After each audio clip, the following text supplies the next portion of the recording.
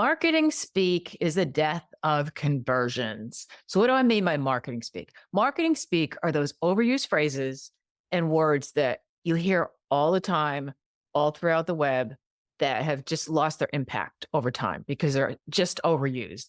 So, they're almost like white noise. And the problem is, AI loves those words and phrases because where does AI get its information from? The web. So, what people talk about the most and the words they use the most is what is going to show up when you ask it for information. So recently, I had two posts on LinkedIn, two carousels that went viral. And one of them was on marketing speak, and the other is on humanizing AI content. So I'm going to put links to both of those in the show notes for this podcast. And today, I'm going to go over what those words are, how to avoid them, what to say instead, and where to find the most authentic words and phrases. Okay, so let's jump right in. Clearly, this is a solo podcast today.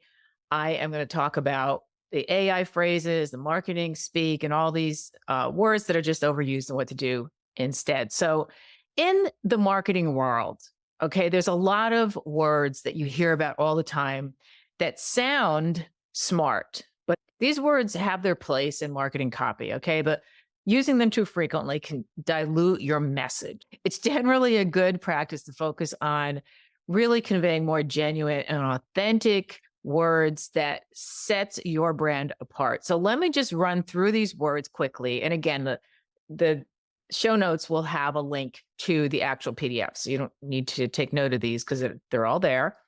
And so here's what: revolutionary, cutting edge, game changing, best in class, next generation, synergy, unique, innovative, disruptive, breakthrough, paradigm shift, state of the art, exclusive, ultimate, proven, seamless, dynamic, epic, 24/7, and award winning.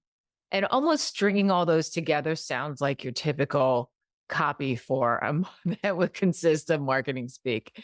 Just for fun, I created a sentence that uses most of these words, or a lot of these words. So something like our breakthrough, cutting edge, game changing, an exclusive Sassinator 2000, just obviously something I made up, is an innovative paradigm shift proven to seamlessly and synergistically provide the ultimate and epic 24/7 solution.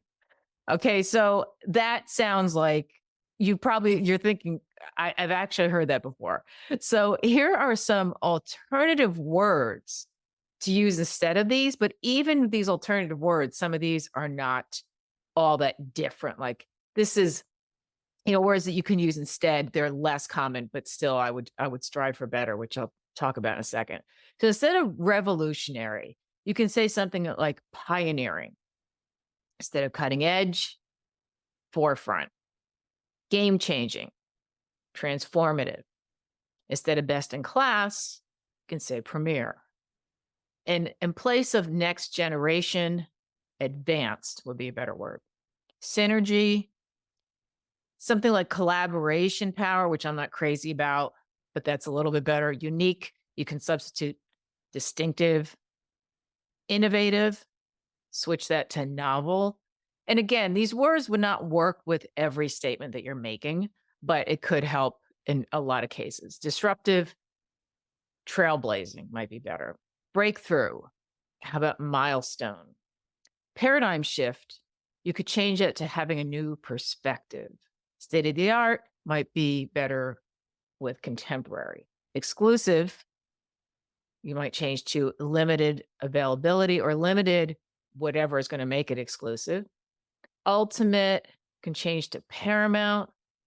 Proven, and I did use the help of like a synonym and thesaurus on these, and also ran it through AI. So some of these are still a little bit too AI, but proven, changed it to verified. Seamless, fluid. Dynamic to vigorous. Epic to monumental. 24/7 to around the clock. And lastly, award-winning, recognized excellence. So you're better off finding words that describe specifically what you mean by adding, like taking these phrases and using word pictures that help the reader visualize your point. So here's an example. So when you talk about, we have like around the clock customer support. So say it is 24/7. Describe, instead of that, like describe how that looks. Obviously, if you just need a single phrase, this wouldn't work. But if you are using copy where you're describing the benefit of having around the clock customer support, you want to still use the pain, agitate solution. In this case, this is what I use the most to really drive that point home. So, for example, instead of around the clock, describe what it means when you don't have around the clock support, such as when your site crashes at 9:30 in the morning before your most important new client meeting of the week, and you can't reach your website developer because it's 2 a.m. in India, like that's something that you would have to learn from your customers. Okay, so this would be by talking to them, obviously. What is a real life situation that could happen or has happened to them? And so remind them of that, and remind them of what would happen if, like in this case, I was writing, this is not the exact words I used, but this was similar to copy I was writing for a web developer who has support in the United States. And that was one of the big selling points for his brand, is that all of the people that work for him are in the US. So there's nobody on the opposite time zone. So you could always reach someone. Worst case scenario, he actually gives his cell phone number out to his clients so that, if you can't reach anybody in support, you can always get a hold of him. That is really reassuring, because there's too many times when, I'm sure it's happened to you, it happened to me just last week. I went to get on a call and my website didn't crash, but the link to my Zoom wasn't working right. And it was a new client and he was understanding, but it could have really been a problem. So imagine if that is your website and you are looking to, show people what you have on to offer, or you wanted to refer to a page, and you couldn't get on it, or there's a host of, millions of other things that could have gone wrong. And so another example, if you describe something as cutting edge, talk about why the old way of doing the thing no longer works. So instead of saying cutting edge, just talk about, like, okay, the problem is, another example with a real life client of mine, the cutting edge, which is not the phrase I would use, is more about a mobile app now that takes paper forms and converts them to a mobile app. So the cutting edge part of that would be, what are you no longer having to do?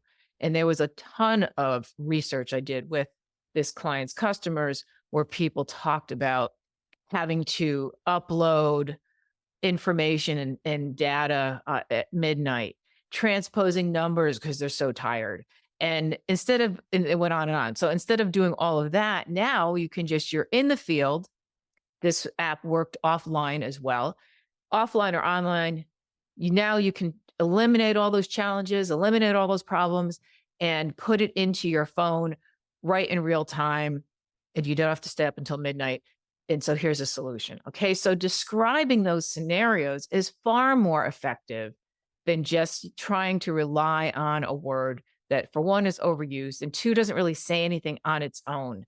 So any other way to add emotion to your copy, even adding some humor and telling stories. These are three things AI cannot do. And AI will admit it to you because I've asked it. And so it doesn't tap into human emotion because it's not human. So these stories can add emotion. You can throw some humor in there. You can tell the story, come to a solution, and eliminate a lot of this marketing speak. So again, I won't review those words again because I will put them in the show notes, but they are about 20, 21 words. There's more than that, but these are the ones you probably see most often. So instead of using those words, try to really use your customers' words and quotes and do your research to really hone in on the specifics. And this will separate you and differentiate you from your competition and help you stand out among them because you're not using the same words they're using. And people will say, hey, this does not sound like everyone else, which is what you want, right? All right. I hope you enjoyed this episode. If you did, please give me a review And don't forget to subscribe, and I'll talk to you soon. Thanks so much for listening.